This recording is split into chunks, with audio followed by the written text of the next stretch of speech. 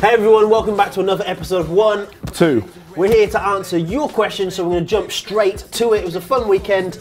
Arsenal lost, let's get out of the way. It was a great weekend. Come on, you Spurs. First up from Joe, who should replace Jupp Heynckes?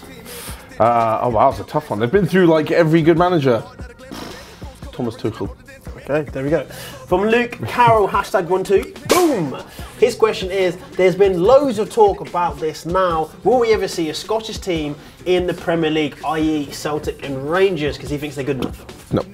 No, they're too important. They are too important to Scottish football, and it simply would strip it of its identity. Simply why Welsh football is not very big, because Swansea and Cardiff are playing in all the money and the big crowds would just go, and then maybe in the cup, maybe in the league, FA Cup they could join in. I think in the cup it would be great. It would be like a great British cup could be involved. That'd be really cool. They wouldn't lose them from the league.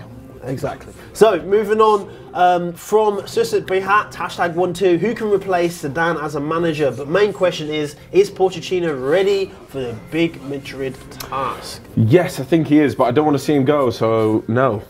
They should keep Zidane. I do want to see him go, so that'd be great. I think he's done a really good job at Tottenham, but I think they've reached as good as they can get. I think Man City's got way more money. I think Tottenham's in a situation, Matt's making hand gestures next to me, but Tottenham's in a situation similar to Arsenal of old, where everyone else has more money than them, so their team's as good as it's ever going to be. There's no one really they can bring into change. Probably got one of the best strikers in Europe in Harry Kane. Son was absolutely amazing against Arsenal, so they're as good as they're ever going to be, and that means they'll always be second or third. So you might as well move on. No, it's not going to happen. Moving on for us, from Rutafa Tuchong, do you think anyone outside Europe will win this year's World Cup? South American teams are with the best shot, I'd say. Brazil. Which one? Brazil.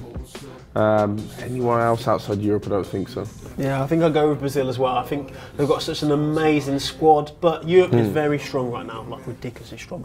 Gustav Silva, who you think will win Serie A, Juventus or Napoli? #12. Juve, but I want Napoli. Okay.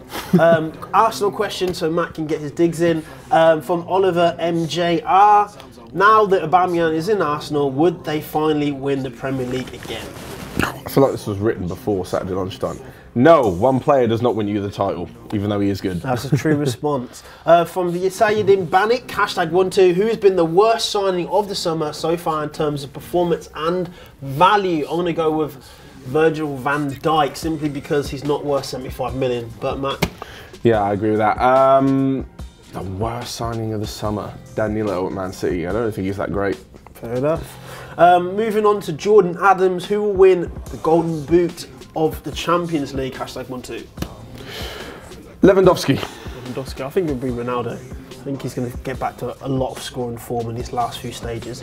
Ruslan Lebanets, if Real Madrid lose to PSG, will Zidane get sacked? #12. No, there's no point. There's nothing else to play for. I think they will sack him. From RK, if there was a European Super League and you could pick just 3 teams from the Premier League to participate, who would you choose and why? Manchester City, there's 1. Spurs. Manchester United, there's 2. Chelsea, there's 3. I don't know why you said Spurs. Poor Roth. Chelsea bring nothing to the You've table. never won the Premiership. Good football. So if you went back to the old school days, football. where you had to win the Prem to be in the Champions League, or at least come second, Spurs would never have been in the Champions League. Like Arsenal got more Champions League pedigree. Season. Yeah, but you wouldn't have won it. You've never won the Premiership. Spurs for the football, Man City for the football, and then Man City deserve to be there. Arsenal for Arsenal Fan TV when they lose.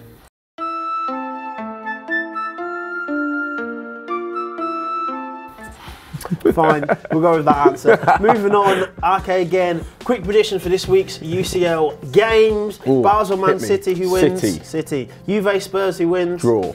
Porto, Liverpool, who wins? Draw. Madrid, PSG, who wins? PSG. PSG, okay. Kevin De Bruyne or Salah? From Ante Levuki. De Bruyne. Which team has had the biggest upset this season? Could be Newcastle, Man United. Could be Swansea. Oh, I see. Oh, Swansea on that run of beating Liverpool, then Arsenal. Yeah, that's a killer. That was a killer. It really was a killer. Fun fact, Jose has never won at St James's Park. Really? Yeah, it's crazy. Even with all the Chelsea teams? He never won. I got that from the BBC. If the BBC's wrong, send your complaint to them, not me. And finally, best striker, Lewandowski, Kane or Suarez? Has to be Kane in the last year. Although I do think Lewandowski is just a little bit better than him. Could you do it in the Prem? Who? Lewandowski? Oh God, on a yeah. cold night in Stoke. Oh yeah, he'd kill it. Yeah, the guy's unbelievable. I'd put him as the best in the world. So we're reaching the end of the 1-2. I'm going to give Matt his chance to talk some Spurs rubbish about Arsenal. I'm not even sure I want to just hit that bad. I'm not even sure I want to go. I'm kidding. Yes, yes, of course I do. Of course I do. Go back to the preview show. I said Spurs would dominate the game, which we did, and it'd be a case of taking chances. We actually missed a lot more chances than you did. Indeed. And it's funny, I'm watching all the reaction of Arsenal. Why did we play like this, like we did in the last 10 minutes? It was down to Wenger. A lot of people say that I know Aubameyang was poor, Mkhitaryan was poor. I can't say they're shit off one game. Just like you were wrong to say they were good off one game against Everton. I don't think they were poor. I think Mkhitaryan was the only person who was trying things, which meant that when he tried things, they weren't always going to pull off. Aubameyang was getting zero service. The one time he did get service, which in the first half, he wasn't offside, and we know he would have scored that. So that was a completely different game. That was actually quite lucky. Yeah. Exactly, would have been a completely different game.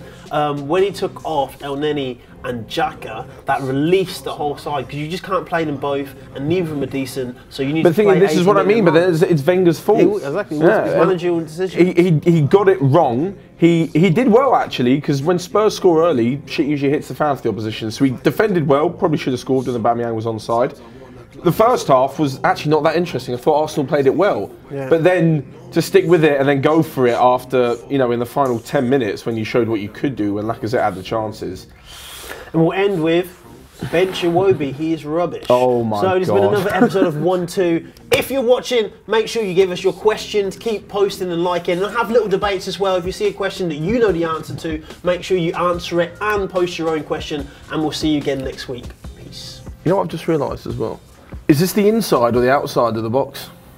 It's not one of them mind. Yeah.